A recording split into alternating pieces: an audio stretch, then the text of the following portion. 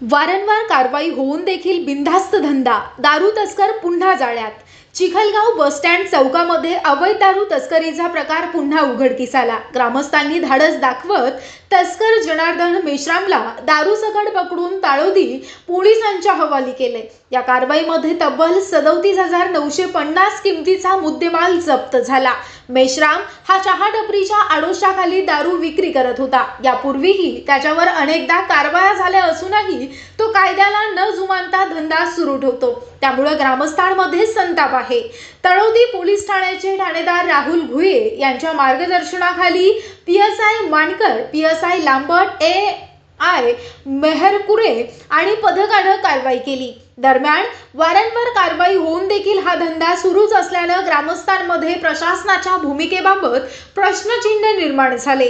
पुन्हा हा धंदा सुरू झाला तर आम्ही अजून किती वेळा पकडणार, असा थेट सवाल गावकऱ्यांनी केलाय। सुवर्ण भारत करिता विशेष प्रतिनिधी रोशन खानपुरे, चंद्रपूर। जय हिंद। मी सपुनी राहुल भुये, पोलीस स्टेशन तळोदी बाळापूर।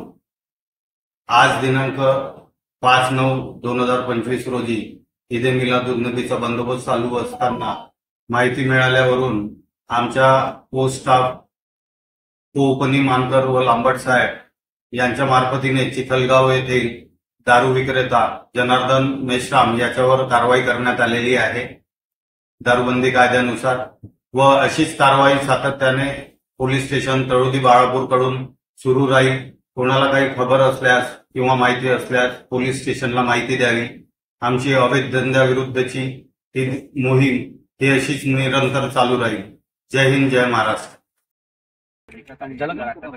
आज चिखलगाव येथे अवैध दारू विक्रेता जनार्दन मेश्राम याच्यावर कारवाई झाली आणि या आधी सुद्धा कारवाया झाल्या। या कारवायाबद्दल